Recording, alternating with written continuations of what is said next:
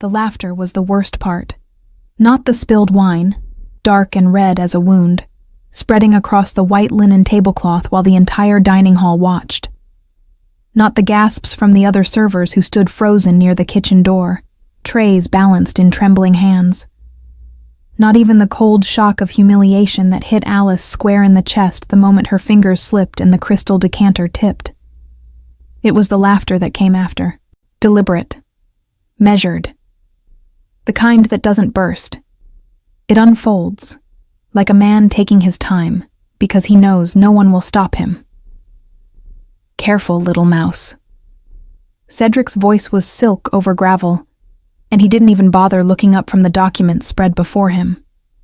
He simply reached for a dry corner of the linen, dabbed his fingers clean, and leaned back in his carved chair, as though the moment belonged entirely to him.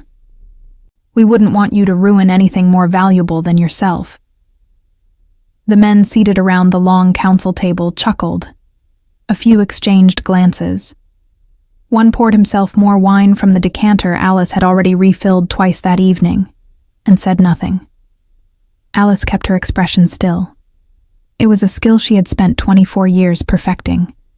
The art of stillness under pressure, of pressing her feelings down beneath her sternum like folding cloth into a too-small drawer. She set the empty decanter upright, reached for the linen cloth tucked at her apron, and began to dab at the spill with quiet, careful movements. "Forgive the disruption, Beta Cedric," she said. Her voice came out flat and clean, which was what she intended. He finally looked at her then. Cedric Voss, Beta of the Ironmore Pack, second only to a king who was said to never leave his northern citadel, had a face built for authority and misused for cruelty. Sharp jaw, cold eyes the color of old pewter, a mouth that always seemed on the edge of something cutting. He was perhaps 30, perhaps older. Shifters wore their age differently. He looked at Alice the way one looks at a smudge on a window, briefly with mild distaste and without real interest. "Forgiven," he said, drawing the word out long. "Though I wonder how a girl manages to carry wine for a living and still drops it. Is coordination not a prerequisite at the Grey Hollow? Or do they simply take anyone willing to show up?" More laughter. Quieter this time, the kind that knows it should be ashamed of itself but isn't quite. Alice straightened, the soaked linen folded neatly in her palm. The wine had caught the edge of her sleeve, and she could feel the cold dampness against her wrist. Behind her, she heard Nessa, the head server, a woman built like a stone wall with the temperament to match, clear her throat from the kitchen doorway. A signal. Don't respond. Don't engage. Smile and move. Alice had been serving tables at the Grey Hollow for 3 years. It was not the life she had imagined for herself at 17, when her father was still alive, and the family house in Dunmore still had its roof intact and its debts manageable. But imagination was a luxury that life had methodically stripped from her, piece by piece, starting with the fever that took her father when she was 19, and ending, if it had ended, with the slow, quiet collapse of everything he'd left behind. She was the daughter of a dead land steward. She carried trays. She smiled at men like Cedric Voss. Or rather, she didn't smile. She simply endured them. "Will there be anything else at the table, Beta Cedric?" she asked. He studied her for a moment longer than was comfortable. Something shifted in his expression. A flicker of something more considered, more deliberate than mockery. As though he were reassessing a variable he had initially dismissed. "You're from Dunmore," he said. It wasn't a question. Alice's stillness cost her more, suddenly. "Yes. Daughter of Edric Vane." The name moved through her like cold water. Her father's name in this man's mouth felt wrong in a way she couldn't articulate, like a key turning in a lock she hadn't known existed. "Yes," she said again. Cedric tilted his head. The mockery was gone from his face now, replaced by something more careful, more clinical. He looked at her the way one looks at a document before deciding whether to file it or burn it.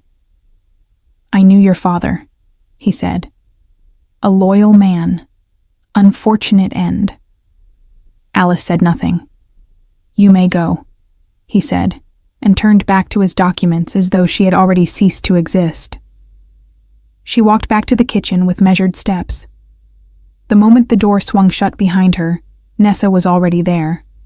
Wide arms folded, gray hair pinned under her white cap, eyes sharp and worried beneath the irritation. "You held your tongue," Nessa said, not quite approvingly. "I always hold my tongue." "He was watching you, even when he wasn't looking at you." Nessa's voice dropped. "I've served enough powerful men to know the difference between a man who mocks you because you're nothing to him and a man who mocks you because he's deciding what to do with you. That one," she nodded toward the dining hall doors, "was doing the second." Alice set the soiled linen in the basin and ran cold water over her wine-stained wrist. The chill helped her think. "He knew my father. Half the men in the north knew your father. Edric Vane was steward to Ironmore for 15 years. Nessa's expression tightened. "The question is why that man chose tonight to remember it." The night shift ended past midnight. The council dinner ran long, as it always did when visiting officials from the Northern Territories came down to Dunmore's regional inn, the only establishment in 3 towns large enough to host men of that rank without embarrassment. Alice cleared the last of the tables alone, the other servers already having gone home. The candles were burning low. The fire in the great hearth had reduced itself to embers. She was stacking the last set of goblets when she heard it. Voices. Coming from the narrow hall that ran behind the dining room, the old servants' corridor that no guest should have known existed. She wouldn't have stopped. She would have gone on stacking goblets and pretended to hear nothing, because that was the rational choice, the safe choice, the choice a woman who had learned to keep her head down always made. But she heard her father's name again. Edric Vane's accounts. She set the goblets down. Slowly. The girl doesn't know. She moved toward the paneled wall without deciding to. There was a gap between the old wood and the plastered stone, barely a finger's width, that she had discovered 3 years ago and never mentioned to anyone. She pressed herself against the wall and listened. Cedric's voice was low but unhurried, carrying the confidence of a man certain of privacy. The land transfer was completed before he died, legally bound, properly witnessed, filed in the Capital Registry under a provisional stewardship clause. By the time the girl thinks to look, it will have been reassigned twice over. Another voice, one she didn't recognize, rougher, younger. And if she investigates? She serves wine for coin. A pause, a sound like papers shifting. She doesn't have the resources to investigate anything. And even if she did, what would she find? A dead man's signature on a document he signed willingly, or so the registry will confirm. He didn't sign willingly. No, Cedric agreed, with a tone that carried neither guilt nor weight. He didn't. The cold that moved through Alice then had nothing to do with the night air. Her father had died of fever. That was what she had been told. Fever, in the winter of her 19th year, fast and brutal, and without warning. She had held his hand through 3 nights of it, and on the 4th morning he was gone. The house had passed to debt. The land had been absorbed into a larger holding, a neighboring estate, she had been told, through a standard stewardship process. He didn't sign willingly. Her hand found the wall. The plaster was cold beneath her palm, and she pressed against it to keep herself upright. The pack territories adjacent to Dunmore are being consolidated, Cedric continued. The Alpha Kings Council will review the map boundaries next month. If anyone traces the original Vane land grants, it could complicate the Eastern Perimeter claim, which is why the records need to be clean before Orion's delegation arrives. Orion. The name settled into the room with a weight Alice felt in her sternum. She had heard it before. Everyone had. The Alpha King of the Iron Throne. A name spoken carefully, in the same way people spoke of weather that could kill. And the girl? Another pause, longer this time. She's not a problem, Cedric said finally. Not yet, but keep an eye on her. If she starts asking questions. He stopped. A chair shifted. Footsteps moved. Alice pushed off the wall and walked. She didn't run. Running made noise. She moved through the kitchen, through the back passage, out the heavy oak door into the courtyard behind the inn. And then she stood in the cold night air and breathed until her hands stopped shaking. The cobblestones were damp beneath her feet. Somewhere above the stable roof, the moon was full and very white. Her father had not died of fever. She understood that now. She understood it with a clarity that felt less like realization and more like a door she had always known was there, finally opening onto a room she was never supposed to see. He had been killed. His signature had been forged or forced. His land, the land her family had stewarded for generations, the only inheritance she had ever expected to receive, had been taken. And the man who had taken it was sitting 20 feet away, drinking the wine she had just poured, wearing a face that expected no consequence. The night was very quiet. The moon gave everything the same cold, indifferent light. Alice looked at her hands. They had stopped shaking. She thought of Nessa's warning. A man who's deciding what to do with you. She thought of Cedric's eyes when he heard her name. The way he'd said unfortunate end. Not as condolence, but as confirmation. As though he'd said as planned. She had two options, and she understood both of them clearly. She could go back inside, pretend she had heard nothing, and continue being the dead steward's daughter who carried trays and held her tongue. Or she could do something dangerous, and possibly irreversible. Alice pulled her cloak tighter around her shoulders. She began to walk. She didn't go far that night. There was nowhere to go, not truly. Dunmore was a town that folded in on itself after dark, its streets narrow and stone quiet, its residents behind locked doors before the second bell. Alice walked until the inn's lantern light was a faint smear behind her, then stopped at the edge of the old market square and stood with her cloak pulled tight and her mind working. She needed proof. The word was simple, and the task behind it was not. She understood that clearly. A waitress with no coin, no connections, no pack affiliation, and no legal standing could not walk into a capital registry and demand to review a dead man's land documents. She could not accuse a beta of forgery. She could not sit across from anyone powerful and say my father was murdered and I can prove it, because she couldn't prove it. Not yet. What she had was a voice heard through a gap in a wall, and a cold certainty in her chest that she knew better than to call evidence. She went home. The room she rented above the miller's storehouse was small and smelled permanently of grain dust and old timber. She sat on the edge of her bed and did not sleep. Instead, she thought about everything her father had ever told her about the land. The eastern plots near the Ironmore border, the old boundary markers, the stewardship records he kept in a leather folio he called the honest copy because, he said once with a quiet laugh, the official registry was the dishonest one. She had assumed it was a joke. He was a man who made quiet jokes about systems he served faithfully and trusted imperfectly. She sat up straighter. The honest copy.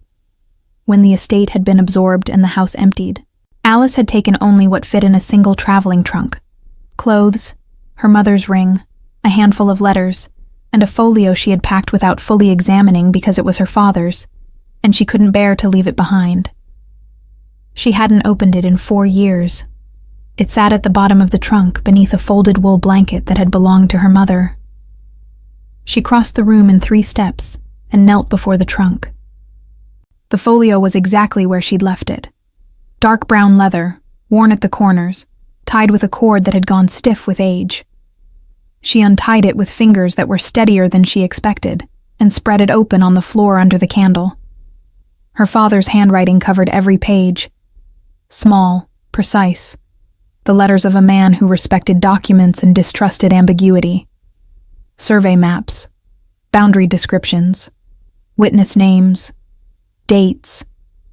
And at the back, tucked between two stiffer pages as though placed there deliberately and carefully, a single folded letter, sealed with wax that had already been broken, addressed in her father's hand to someone whose name she didn't recognize. For Lord Harwick, keeper of the Eastern Registry, to be delivered only if I do not deliver it myself. Alice read it once, then again, then a third time, slowly, making sure she understood every word. Her father had known. Not everything, not Cedric by name. But he had known that someone wanted the eastern land parcels badly enough to falsify the boundary surveys. And he had known that his refusal to alter the official stewardship records made him a liability. He had written it plainly, with the calm precision of a man preparing for a possibility he hoped wouldn't come. He named 3 witnesses to the original land grants. He described the specific clause that made the transfer illegal without Pack Council approval. He noted the date on which he had last been pressured to sign a revised document, and the name of the man who had brought it. The name was not Cedric. It was a man called Prentice, a minor official, the kind of functionary whose face no one remembers. But her father had written, in a careful parenthetical, acting, I believe, on behalf of someone with council access and territorial interest in the Ironmore Eastern Perimeter. Someone with council access. A beta, for instance. Alice folded the letter and held it between both hands. The candle burned small and quiet beside her. Outside, something moved in the alley. A cat, probably, or the wind pushing loose straw across the cobblestones. She didn't look up. Her father had been careful. He had left her this. Whether intentionally or simply because he ran out of time, he had left her something real, not enough to convict anyone in a court of pack law, but enough to know where to look, who to find, what to ask. Lord Harwick. She needed to find out if he still held his registry position. She needed to find the 3 witnesses her father had named. She needed, above all, to keep the folio out of Cedric Voss's reach, which meant she needed to leave the Grey Hollow before he found a reason to search her room. She packed before dawn. Nessa was already in the kitchen when Alice arrived at the inn one last time, earlier than her shift required. The older woman looked at the small bag on Alice's shoulder and said nothing for a moment, just poured 2 cups of something hot and dark and set one on the work table. "You heard something last night," Nessa said. Not a question. "I can't stay," Alice said. Nessa studied her. Then she reached into the pocket of her apron and produced a small folded cloth. Coins inside, Alice realized when it was pressed into her palm. Not many. Enough. "There's a supply cart leaving for Velmore at first light," Nessa said. "The driver is my cousin's husband. He doesn't ask questions about passengers." She paused. "Velmore is far enough that Cedric's reach gets thin." Alice looked at the coins, then at Nessa. "You knew something was wrong last night." "I've known something was wrong about that man since the first time he came through here and called my best server a mouse." Nessa's voice was dry, but her eyes were not. "Go. Don't tell me where you're going after Velmore. If someone asks, I'll say you quit without notice, which is true enough." Alice left before the second lantern was lit. The cart road to Velmore was a full day's travel through forest and low hills, and the driver was exactly as described.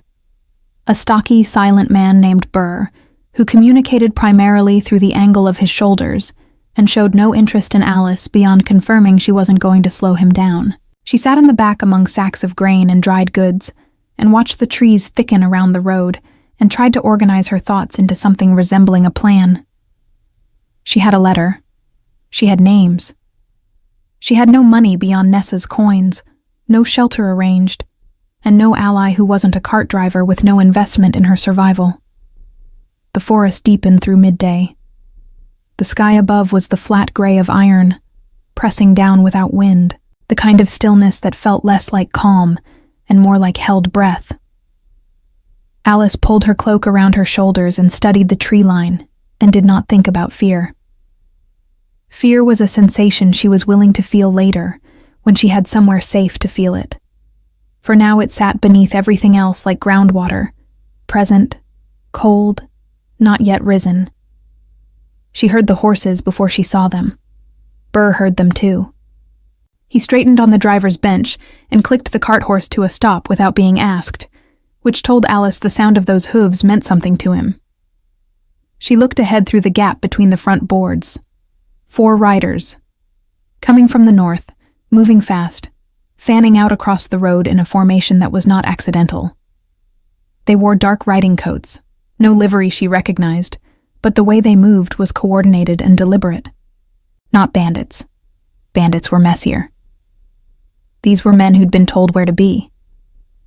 Burr turned and looked at her. One glance. Then he looked back at the road. "I'd get low," he said quietly. She got low. She pressed herself between 2 grain sacks and pulled a rough canvas over her legs and thought very deliberately about breathing. She heard the horses stop. Heard a voice, clipped, authoritative, faintly familiar in its cadence, though not in its specific tone. Heard Burr say he was hauling provisions to Velmore, traveling alone, no stops since dawn. Heard silence. Heard one of the horses move along the side of the cart. The canvas shifted. Alice looked up into a pair of eyes she didn't know, young, sharp, searching, belonging to a rider who had pulled back the covering with one gloved hand and was now looking directly at her with an expression of someone who has found exactly what they were told to find. She sat up. There was no point in pretending. "Alice Vane," the rider said. It wasn't a question either. Behind him, the other 3 had fanned further across the road. Burr sat very still on the bench. The forest around them was motionless, the gray sky pressing down without sympathy. And then, from the far edge of the road, from beneath the shadow of the oldest trees, another rider appeared, separate from the 4, moving at a slower pace, with the unhurried confidence of someone who lets others run ahead because he knows the outcome regardless. He was large in the way that mountains are large, not aggressively, but as a simple fact of the space he occupied. Dark horse, dark coat. No visible weapons, though Alice suspected that meant nothing. He stopped his horse at the edge of the tree line and did not approach further. Just looked at her from that distance, with an expression she couldn't read from where she sat among the grain sacks with her cloak half pulled and her cover literally removed. "Don't frighten her," he said. His voice carried without effort, the way a bell carries, not loud, just clear, passing through everything between them without obstruction. The rider who'd pulled the canvas stepped back. Alice looked at the man at the tree line. He was looking back at her with an attention that felt nothing like Cedric's clinical assessment. Where Cedric had looked at her and seen a variable, this man looked at her and seemed to see her, specifically, as though he'd been told to find Alice Vane and had arrived expecting someone forgettable, and was now quietly revising that assessment. She lifted her chin. "Who are you?" she asked. Her voice came out even, which was its own small victory. A pause. Something moved across his expression, not quite surprise, but adjacent to it. "Orion," he said. The Alpha King said his own name as though it were the least important thing about him. Alice held his gaze and said nothing, because there was nothing adequate to say, and because the groundwater of fear she'd been holding below everything else had just risen considerably. She didn't look away first. That surprised him, she could tell. Not in any dramatic fashion, not with a sharp intake of breath or a shift in posture. Just a quality of stillness that changed slightly, the way a flame changes when something passes close without touching it. Orion sat on his dark horse at the edge of the tree line and held her gaze. And Alice held his back, because she had spent 3 years learning not to flinch under the eyes of powerful men, and she was not going to start now simply because this one happened to be the most powerful man in the Northern Territories. He was the Alpha King, which meant he was also, in some configuration she hadn't yet worked out, connected to Cedric Voss. That thought cooled everything else very efficiently. She broke the eye contact herself, not out of submission, but out of calculation, and looked instead at the rider who had pulled back the canvas. "Am I under arrest?" The rider glanced at Orion.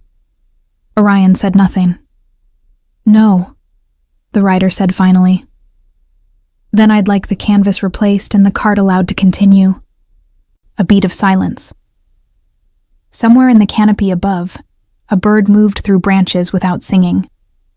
"That won't be possible," Orion said.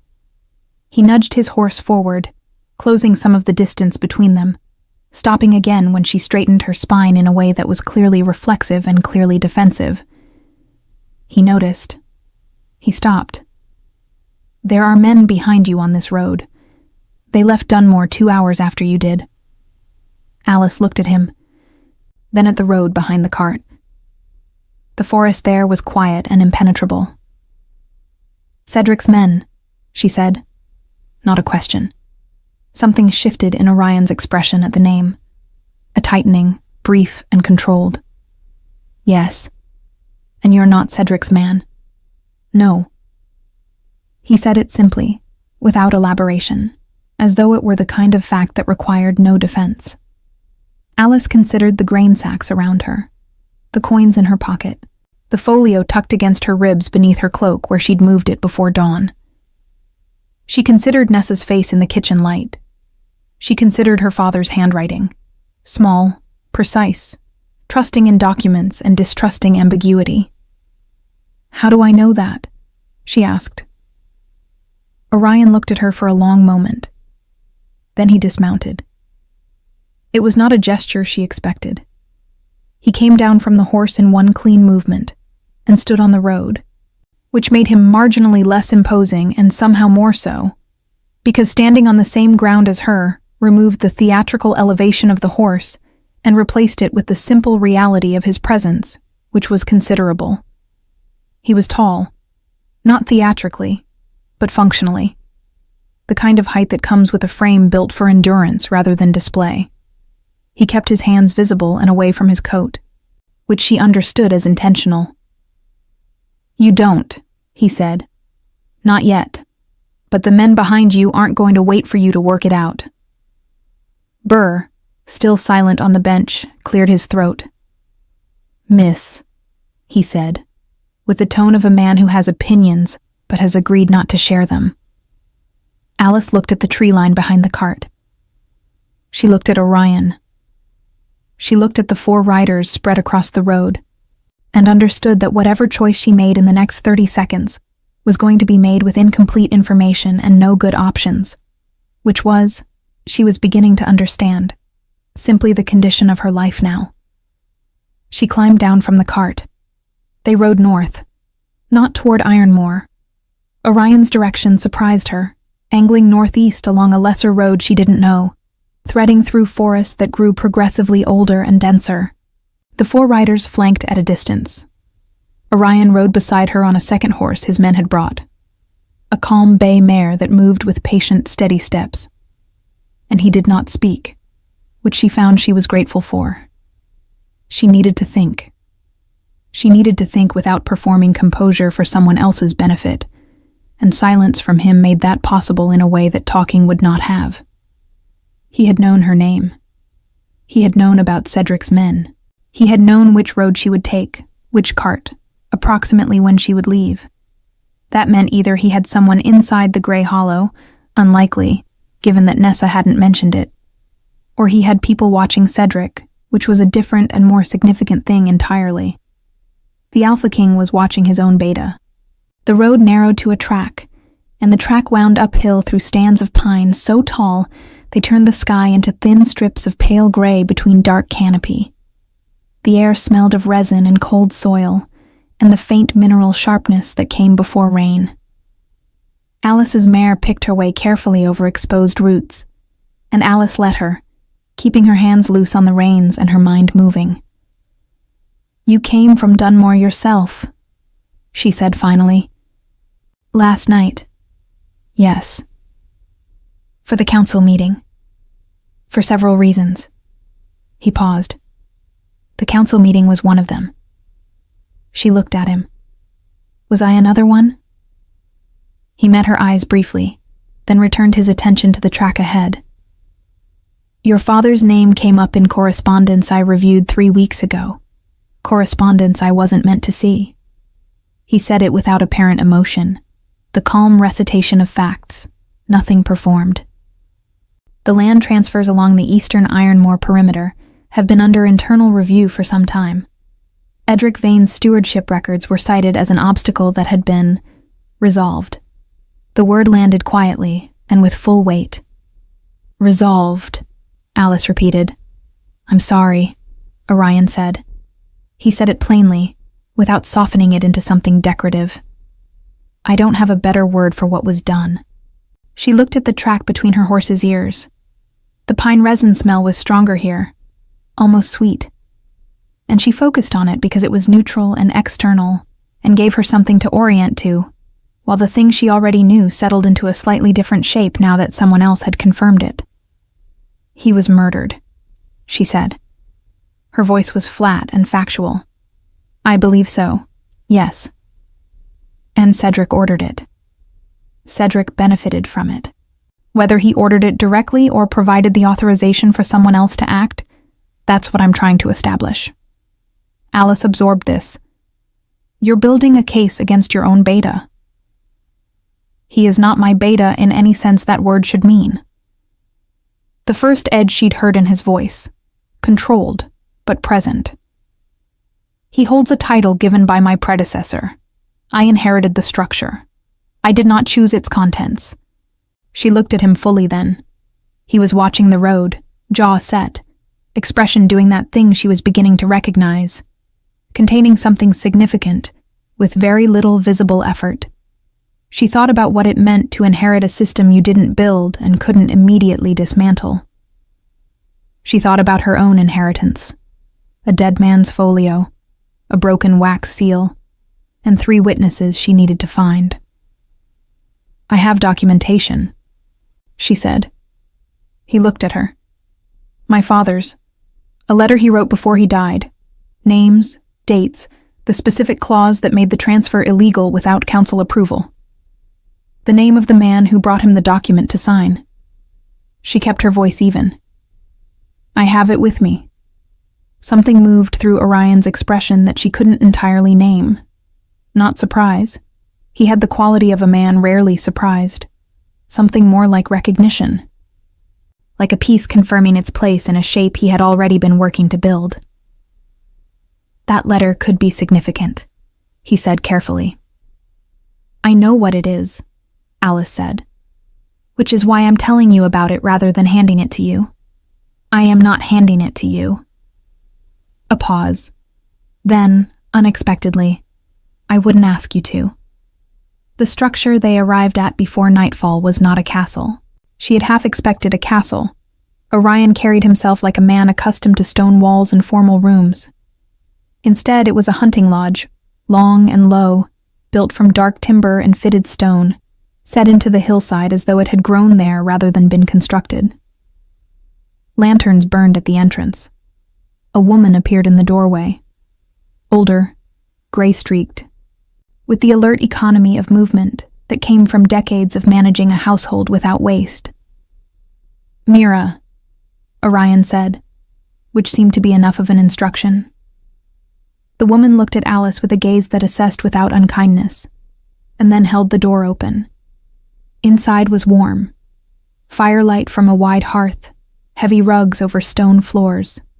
Furniture built for function with enough craft to be beautiful. It smelled of wood smoke and dried herbs and something warm and bread-like coming from the back of the house.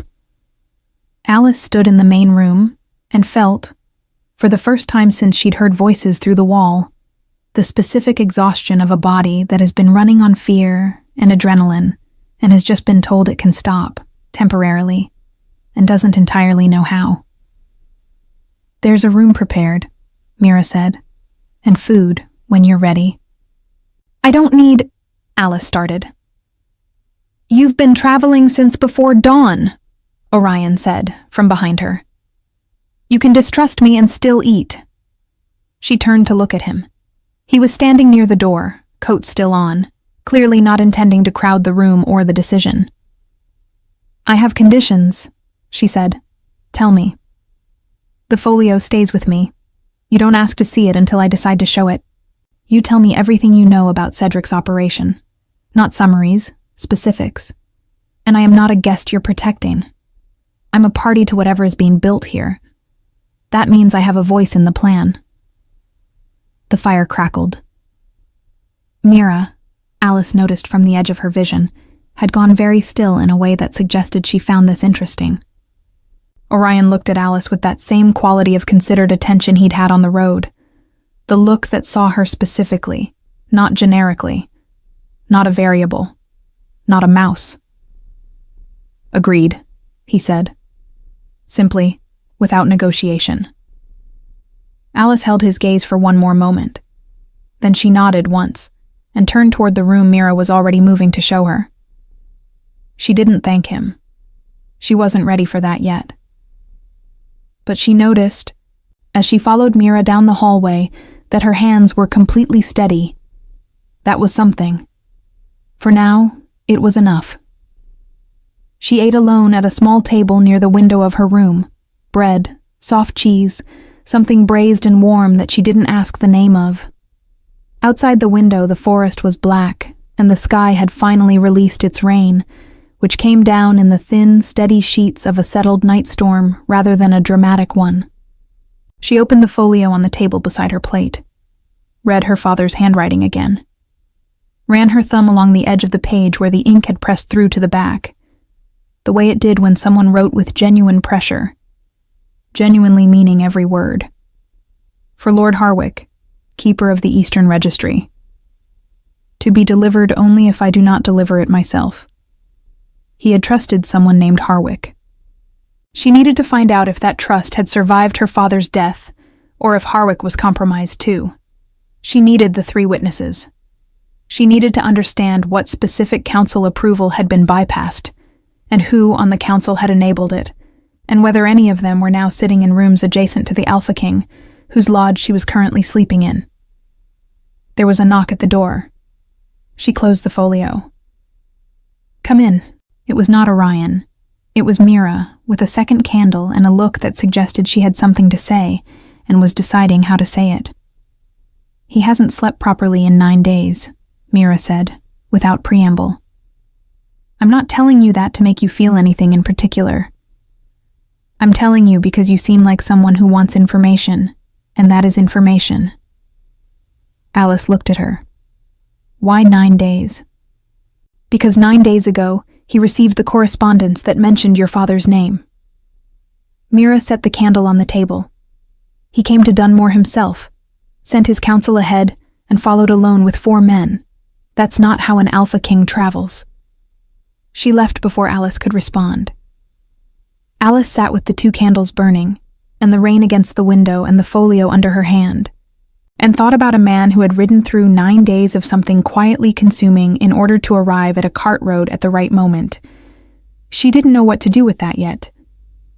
She put it in the drawer with everything else she wasn't ready to open, and went to sleep. She found him before dawn. Not intentionally. She had woken early from a dream she couldn't hold on to, something involving her father's voice and the smell of ink, and had risen and dressed in the dark and gone looking for water. The lodge was quiet at that hour, the fire in the main room reduced to deep orange coals, the rain from the night before still dripping from the eaves in slow, irregular intervals. She found the kitchen, found a pitcher, and was standing at the window drinking when she saw the light in the outbuilding across the courtyard. A study, she realized when she looked more carefully, or a war room. The window was tall and uncurtained, and she could see bookshelves, a wide table covered in documents, a second smaller table with maps weighted at the corners by stones, and Orion, standing at the large table with his back to the window, coat off, sleeves pushed to the elbows, reading something with the focused stillness of a man who has been at it for hours. She watched him for longer than she intended to.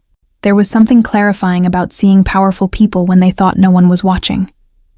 Cedric, she suspected, would look the same. Deliberate, performed, the cruelty and the charm both equally constructed. But Orion, standing alone in a room lit by candles with no audience and no apparent concern for how he appeared, looked simply like a man trying to solve a problem that mattered to him. His shoulders carried tension, but not theater. He turned a page, ran a hand through his hair once, the only concession to whatever he was feeling, turned back. Alice set down her cup and crossed the courtyard. She knocked once on the outbuilding door. A brief pause. "Come in." He looked up when she entered and did not look surprised, which she was beginning to understand was simply his default, a man who processed surprises internally before his face was asked to reflect them. "You should be sleeping," he said. "You've been awake for hours," she said. "That's different." "How?" He considered this with apparent seriousness. "It isn't, particularly." He looked at the chair across the table, a simple one, pulled slightly out, as though it had been used recently. "Sit, if you want." She sat. He remained standing, which she appreciated. It avoided the formality of a meeting while still making space for one. She looked at the maps. The eastern Ironmore perimeter was marked in 2 colors, old boundaries in faded ink, new ones in fresh dark lines that ate into territory the older markings had defined differently. "These are the transfers," she said, "the proposed new boundaries, as filed with the Capitol Registry 8 months ago." He came around to her side of the table and stood beside her, looking at the maps from the same angle she was, close enough that she was aware of the warmth of him, the smell of wood smoke, and something else. Clean wool, a faint trace of pine resin from the night ride. He pointed to a section along the eastern edge. This entire corridor, 14 parcels, collectively, was absorbed under the Provisional Stewardship Clause. The original holders were either bought out, transferred, or in your father's case. He stopped. "Or killed," Alice said. "Yes." She studied the map. The Vane parcel was not labeled by name, but she could identify it by position. She had grown up hearing her father describe the land's relationship to the river and the old mill road, and there it was, a modest rectangle along the eastern bank, now swallowed inside a larger consolidated block. Just a shape on paper. What it actually represented, her father's life work, her childhood, the future that had been methodically dismantled before she was old enough to defend it, was not visible on any map. "Why does Cedric want this corridor specifically?" she asked. Orion moved to the second table and brought back a smaller document. A council brief, she realized, seeing the formal heading. The Ironmore Eastern Perimeter borders 2 independent pact territories. If the consolidated land block is large enough, it creates a legal basis to claim the corridor as Ironmore sovereign territory, rather than shared borderland, which means taxation rights, hunting rights, settlement authority, and, most significantly, the right to deny passage to any pack traveling through. Alice looked up at him. He's building a blockade. Slowly, legally, using land transfers that individually appear unremarkable. He sat in the chair across from her now, elbows on the table, and she saw for the first time the specific quality of exhaustion Mira had described, not in his face, which he controlled, but in the way he held himself, as though the effort of containment had a cumulative cost. By the time the full picture becomes clear to the council, the documents will be filed, witnessed, and protected by registry law. Challenging them becomes a procedural nightmare that can be delayed for years. Unless, Alice said slowly, the original transfers were illegal at the point of execution. Yes, which your father's letter establishes. She looked at the folio, which she had brought with her. She wasn't leaving it in an unlocked room, regardless of whose house she was in. She set it on the table, didn't open it, just rested her hand on the cover. "There are 3 witnesses named in the letter," she said. "Men who were present at the original land surveys, who can testify that the boundaries were accurately recorded and that the subsequent revised surveys contradict the physical markers on the ground." She paused. "I need to know if they're still alive and reachable." Orion looked at the folio under her hand, then at her. "Tell me the names." She held his gaze.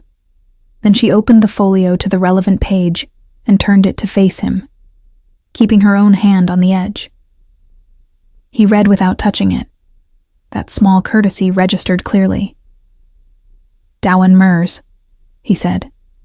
"He's alive, retired, lives in a village called Crestfall, 2 days east of here." He looked at the second name. "Fen Calloway. I'll need to verify. The third." Something shifted in his face. "Bryce Harrow. He was found dead 6 months ago, ruled an accident." The silence between them carried that information for a moment. "1 witness killed," Alice said. "Which means whoever is protecting Cedric's operation knew about the surveys, knew about the documentation risk." She felt the anger move through her, not hot and chaotic, but cold and organized, the kind that doesn't burn itself out because it has found a shape to live in. They've been cleaning the record.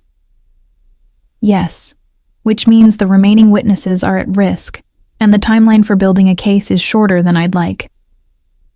"Then we move quickly." She said it without thinking. And heard it after the fact and didn't retract it.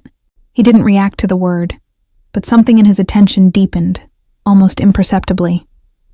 "There's a council session in 17 days, he said. "In the capital. Boundary claims require formal ratification by the full council. Cedric has the votes currently aligned to push the Ironmore perimeter revision through without challenge." He paused.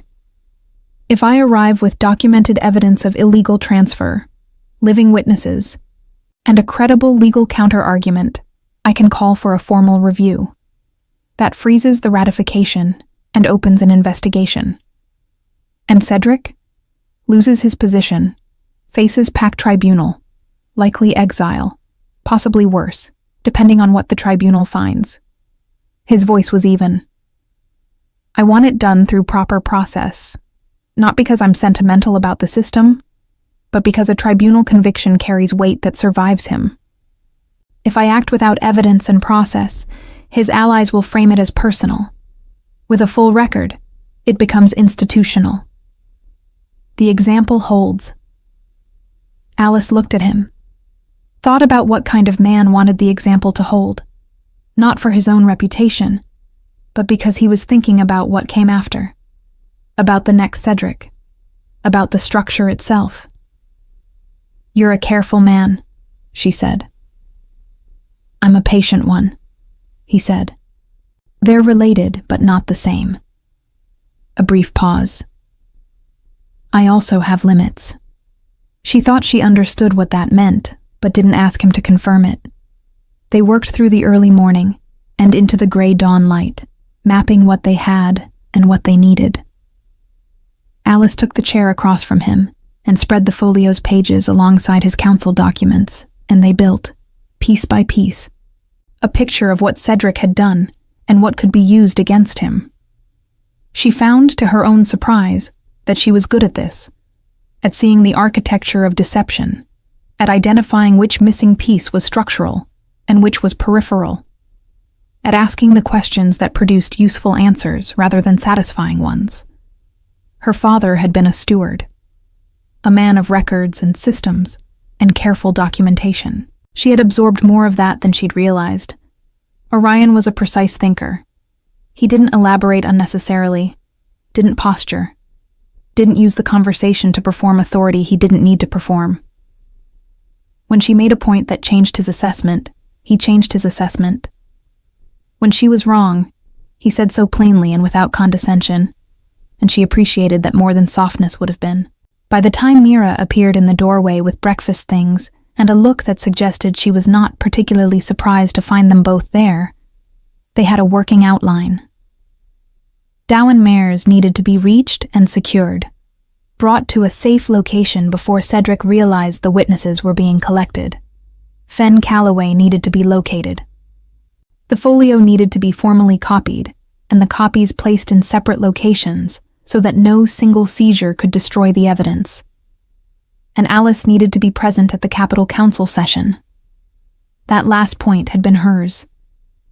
"I'm the heir," she said, when Orion had not immediately included it.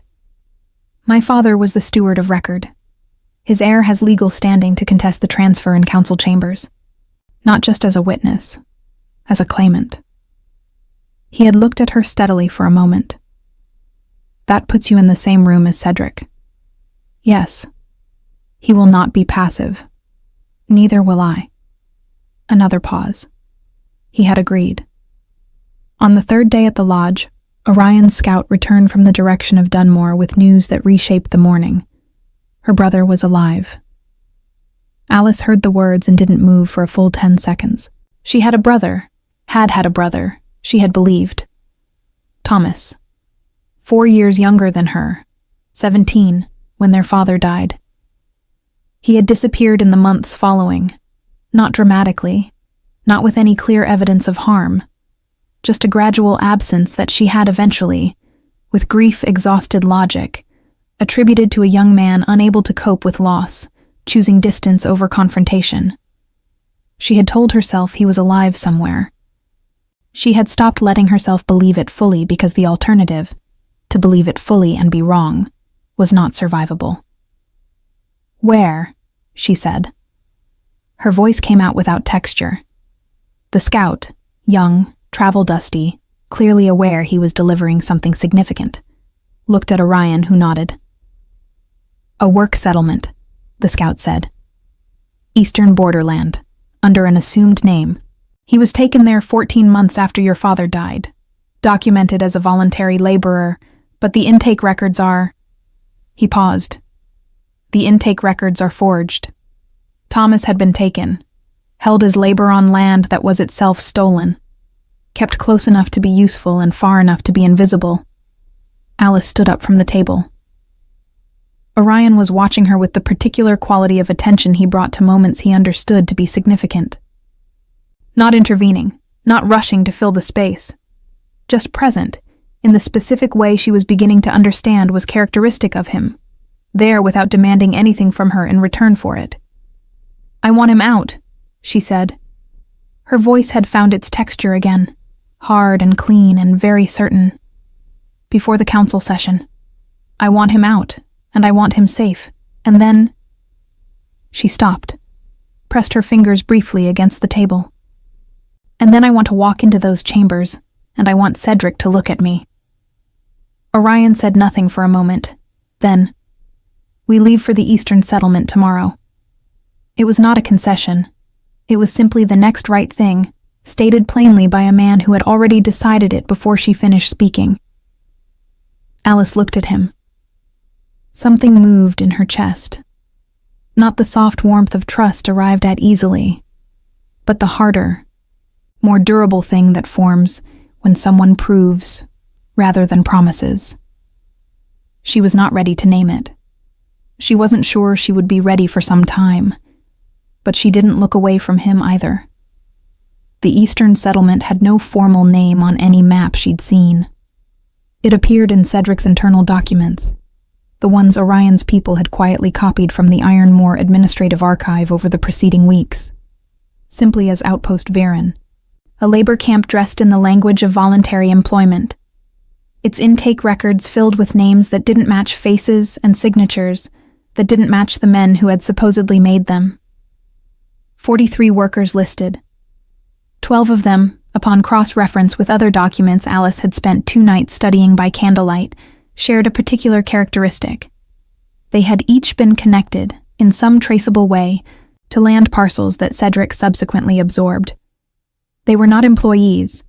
They were leverage, kept alive and controlled because dead men's relatives asked questions. But working men's relatives eventually gave up looking. Alice had not given up. She hadn't known not to. They rode with 8 of Orion's men. Not a show of force, but enough.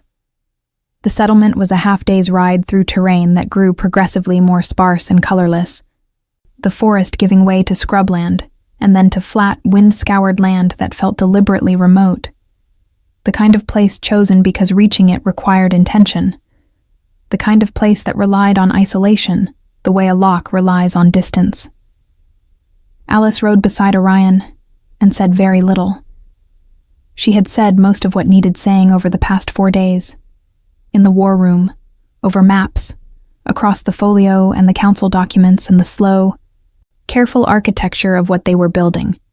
She had nothing left that needed words at the moment. What she needed was to arrive. He rode close enough that she was aware of him without feeling crowded. Once, when her horse stumbled slightly on a loose section of track, his hand came out, not touching her, just present, ready, withdrawn again when she steadied. She noted it and filed it with other things she was not yet processing. The settlement appeared as a cluster of low structures behind a wooden fence, functional, maintained without care, the kind of construction that communicates this is permanent enough, while refusing to commit to anything more. 2 men stood at the gate. They saw Orion's riders, and the calculus behind their expressions was visible from 50 yards. Weigh the consequences of resistance against the cost of compliance. Find that the mathematics strongly favor the second option, and step aside. They stepped aside. Thomas was in the 3rd building.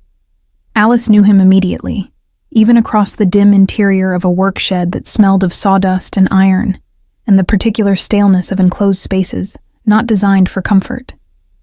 He was thinner, 4 years older, which meant he was 23 now, and the 4 years had done the work that difficult years do.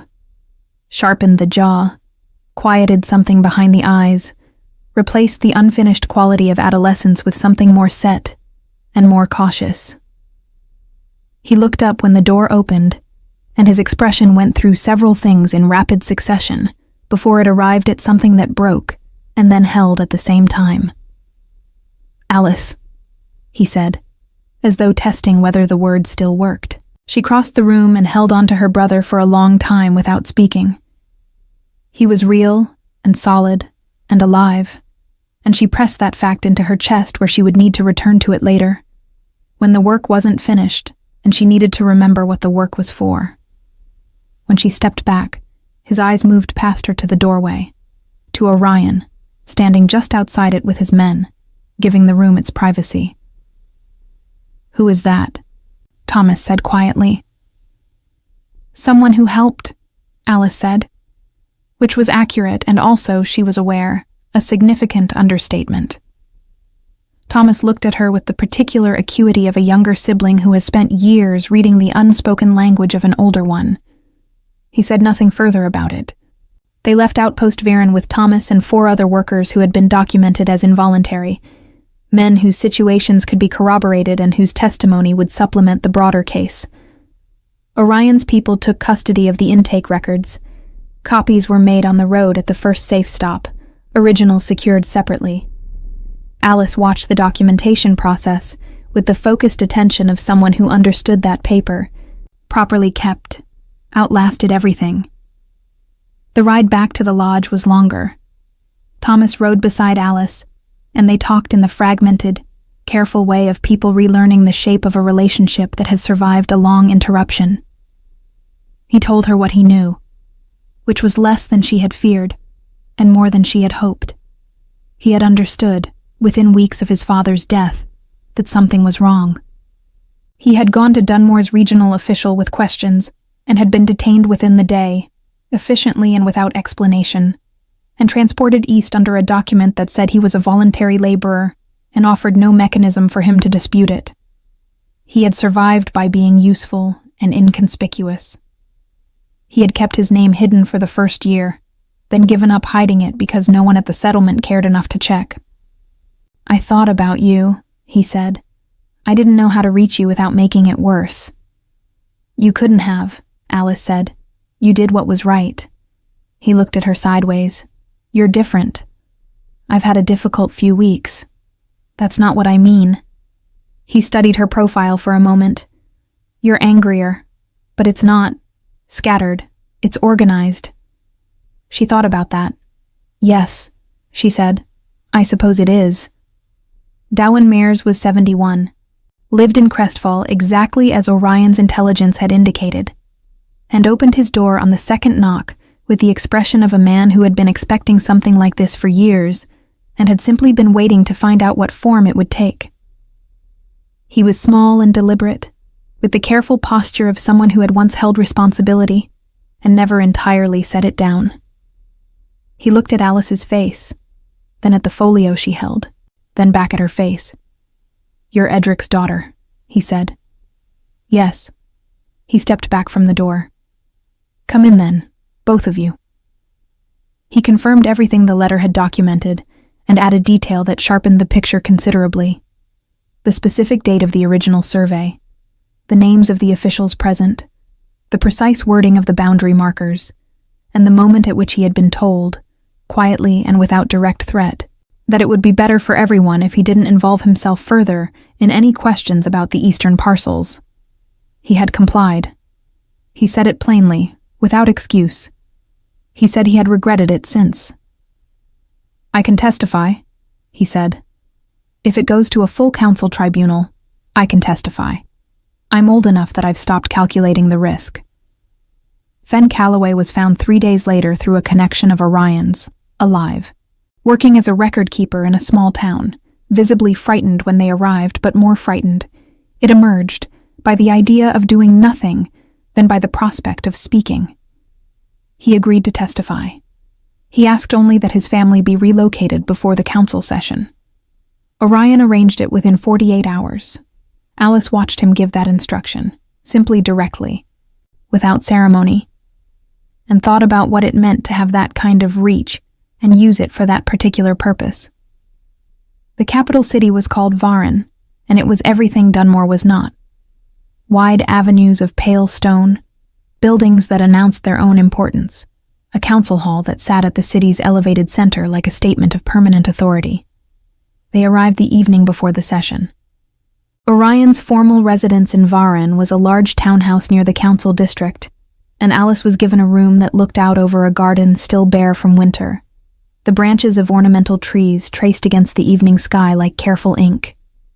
Mira had traveled with them and had, somewhere between the lodge and the capital, apparently decided that Alice required both a proper dress for the council appearance and an opinion about her hair.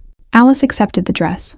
Deep gray wool, well cut, formal without being decorative, and negotiated a compromise on everything else. She needed to look like a claimant, not like someone's ward. That evening, Orion found her in the library off the main corridor, reviewing the documents one final time. She heard him before she saw him.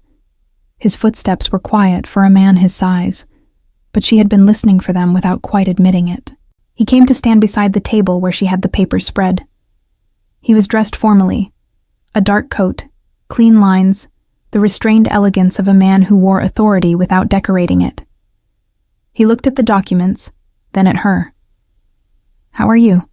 he asked, simply, not as formality.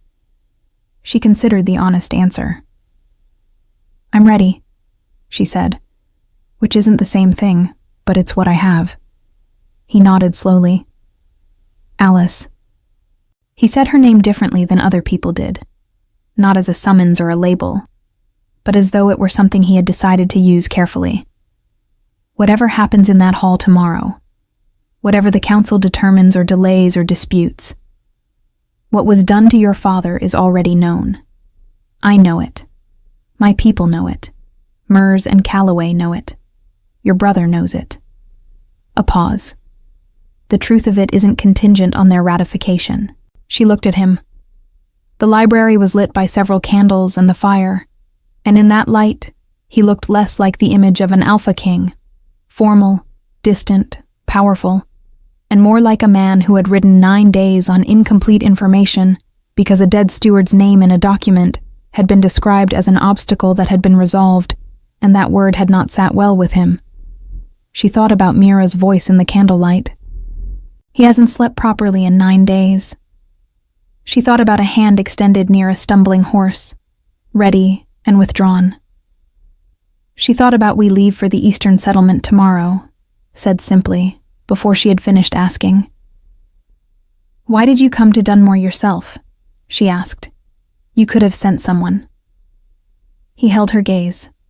The fire shifted behind her, and the light moved across his face, and he said, quietly and without performance, I wanted to be certain. Of what? A pause, long enough to be genuine. That she was all right, the daughter he mentioned. He stopped, revised. That you were all right. The room was very quiet. Outside, Varen settled into its evening sounds. Distant wheels on stone, a bell somewhere, the indifferent continuity of a city that didn't know what was going to happen in its council hall in the morning. Alice felt the thing she had been keeping in a closed drawer since Mira's candlelit observation opened slightly, on its own, without her deciding it. Not all the way. Just enough. I wasn't, she said honestly, but I'm getting there. Something in his face changed. The containment didn't break. She suspected it rarely did. Not fully. Not in front of others. But it shifted in a way that let something through. Something that looked, briefly and clearly, like relief. The council session began at the second morning bell. Alice walked into the hall behind Orion's formal delegation and did not look at Cedric Voss immediately. She let him find her first. She heard the exact moment he did. A pause in a conversation that didn't resume, a chair that adjusted, the specific quality of a powerful man recalculating. Then she looked. His face did exactly what she had needed it to do. The pale pewter eyes moved from her to Orion, to the folio under her arm, to the two men seated in the witness chairs that had been formally requested under council procedure. Mers, small and deliberate. Calloway, frightened but present. His expression completed its calculation and arrived at something close to understanding. He understood. Not everything, but enough. Alice met his eyes and held them and said nothing, because nothing was required. The document would speak. The witnesses would speak.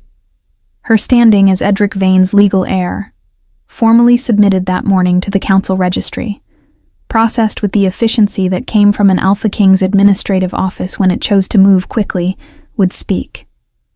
She had spent 3 years learning to hold her tongue. She had learned it so well that she could now choose, precisely and deliberately, when to stop. This was when she stopped. The council session ran for 9 hours. Cedric's documentation was challenged at every structural point. Mers testified with the precision of a man who had rehearsed his regret into something clear and irrefutable. Calloway's voice shook, but his facts held.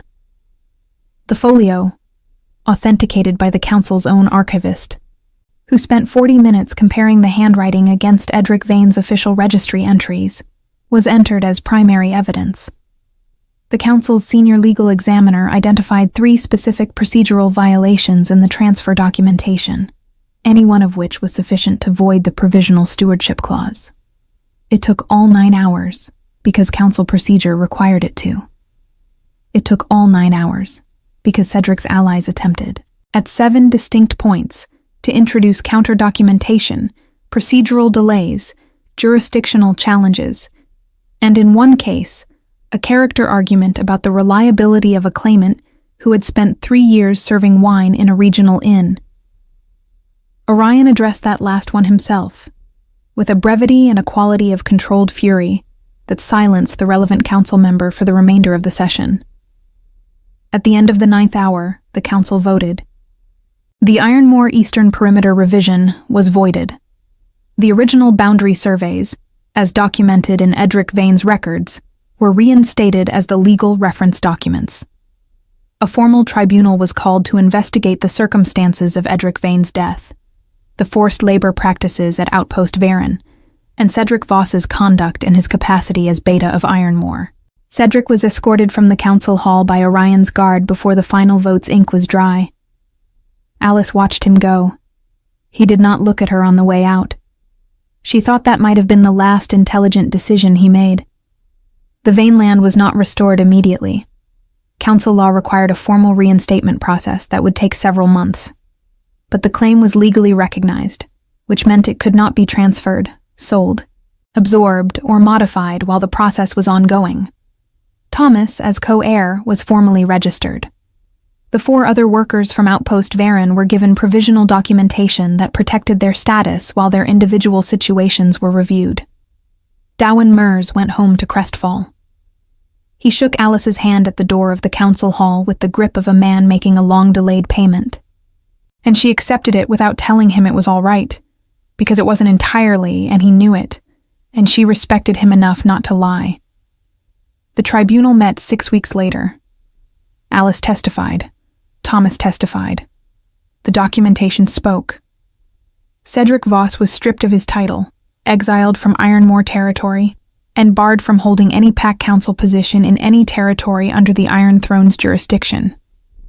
The man called Prentice, the minor official her father had named in his letter, was identified, tried separately, and imprisoned.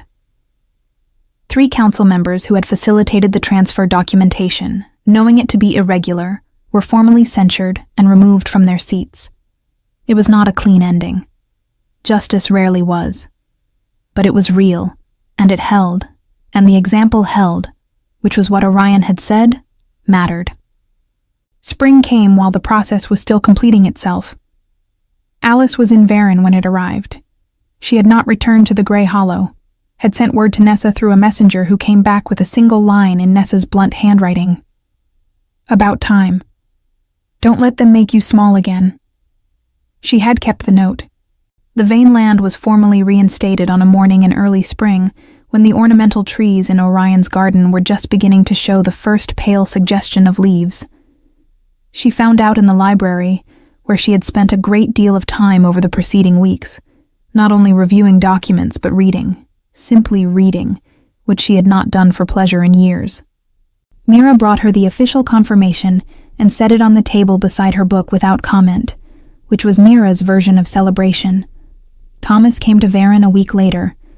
He was working with Orion's administrative office, a position that suited him with the same quiet logic that their father's work had suited Edric Vane, the aptitude for systems and records apparently running in the blood. He arrived looking more like himself than she had seen since they were young. And they sat in the garden in the pale spring light and talked for a long time about their father. Not the death, not the injustice, but the man himself. His quiet jokes, his careful handwriting. The way he used to say that the honest copy was always the one worth keeping. He would have liked this, Thomas said, meaning the garden, or Varen, or the outcome of things. She wasn't sure which. He would have had opinions about the procedural delays, Alice said. Thomas laughed. It was the first time she had heard him laugh since they found him in the settlement, and it sounded exactly as she remembered. She was in the garden alone that evening when Orion found her. He had been careful with her over the months of process and tribunal and documentation. Present without pressure, available without demand, steady in the specific way that proved itself through accumulation rather than declaration. There had been evenings in the library and mornings in the war room, and several long conversations that had wandered far from council business into the territory of things that mattered more and were harder to map. There had been the evening she had told him about her father's joke about the honest copy, and he had listened with the quality of someone receiving something of real value. There had been the morning she had arrived in the war room to find a second cup of something hot and dark already poured and placed at the chair she had been using, without discussion and without ceremony. He sat beside her on the stone bench at the garden's edge. The trees were fully leafed now, moving slightly in a wind that smelled of earth and green things, and the distant suggestion of rain. The formal reinstatement document came through this morning, he said. Mira told me. The land is yours and Thomas's, legally and without challenge. A pause. You could go back, if you wanted. She looked at the garden. Thought about the house in Dunmore, the roof that had needed repair, the rooms that would smell of absence and old decisions. Thought about what it would mean to return to the place where the story had begun, now that the story had changed so completely. "I don't want to go back," she said. "I want the land to be recognized. I want Thomas to have what's his. But going back..." She stopped. "The person I was in Dunmore spent 3 years learning to be invisible. I don't want to practice that again." He was quiet for a moment. "What do you want?" She turned to look at him. In the evening light, with the new leaves moving above them and the garden holding its spring smell around them, he looked like what he was. A careful man who had come a long way for someone he hadn't yet met and stayed longer than the task required, and never once made her feel like a problem he was solving. "I want to stay," she said. If there's a place for me here. Not as a guest. Not as someone you helped." She held his gaze. "As someone who belongs." The word mate had moved through her thoughts over the preceding weeks. Quietly, the way water moves under ice. She had felt the pull of it, the recognition of it, the way her instincts arranged themselves differently in his presence than they did anywhere else. She had also felt the fear of it. She had learned at considerable cost what happened when belonging was assumed rather than chosen. She was choosing now. Orion looked at her with the particular quality of attention she had first noticed on a cart road in the forest, the kind that saw her specifically, not as a category or a variable or a problem. He had looked at her that way in the moment before he knew her name, and he looked at her that way now. "There's a place," he said. Quietly, certainly, without elaboration, because it didn't need any. She held his gaze for one long moment. Then she reached across the space between them, the small, significant space she had been maintaining and he had been respecting. And she took his hand. He turned his palm and closed his fingers around hers, warm and steady and certain. A man who had waited for her to arrive at this without pushing, and who received it now without making it into something larger than it was, which somehow made it larger than anything she could have predicted. The garden held them there in the spring evening, the light going slow and gold, and the trees moving above them, and nothing was required of either of them except to remain.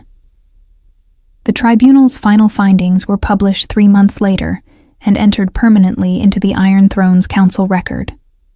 Edric Vane was formally recognized as a steward who had been unlawfully coerced and killed in the execution of a conspiracy against the integrity of Pack territorial law. The recognition was not resurrection. It did not give her father back. But it gave him his name in the record, accurately, without falsification, in the document that would outlast everyone in the room. Alice read it once, in the library, alone. Then she folded it and placed it in the folio beside her father's letter and closed the cover. Thomas built a life in Varennes. He married 2 years later. A woman from the administrative district who matched him in precision and surpassed him in organizational stubbornness, which Alice found deeply satisfying. He was good at his work and known for it, which was all their father had ever wanted for his children. Cedric Voss lived out his exile in a territory far enough from Ironmore that the name became, over years, simply a historical footnote in the council record, the kind of man who is remembered primarily as the reason certain procedural safeguards were tightened. He did not return. He was not forgotten, exactly, but he was reduced, which was its own form of justice. Alice became Luna of Ironmore in a ceremony at the end of that first year, not because the title required her, she would have been there regardless, in whatever form, but because the territory needed to understand what had changed, and public ceremony was the language through which territories understood things. She wore deep gray and stood beside Orion in the Great Hall, and did not tremble, because she was not the girl who had learned to be invisible in the Grey Hollow, and she was not the frightened daughter crouching behind grain sacks on a forest road, and she was not the woman who had survived by perfecting stillness. She was Alice Vane, daughter of an honest man, and she had chosen to be here, and there was no version of that choice she intended to make quietly. Orion looked at her during the ceremony. Not at the hall, not at the council members in their formal seats, not at the documentation being witnessed. At her. With the same attention he had been giving her since a cart road in the dark forest, the same quality of seeing that had not wavered or diminished, or required her to be smaller to accommodate it. She looked back. The land was reinstated. The record was corrected. The man who had taken her father's life had been stripped of everything he'd built on that act and sent into the irrelevance he deserved. Her brother was whole and known and building something real. And she was here, not surviving, not enduring, not folding herself into a too small drawer. Here was, she understood now, the only inheritance that had ever truly mattered. The hall was full. The candles burned high. Outside the tall windows, ironmore spread in every direction under an early autumn sky. The territory, the forests, the eastern land with its river and old mill road, the boundary markers standing exactly where her father had recorded them, exactly where they had always been, the honest copy. Worth keeping, after all.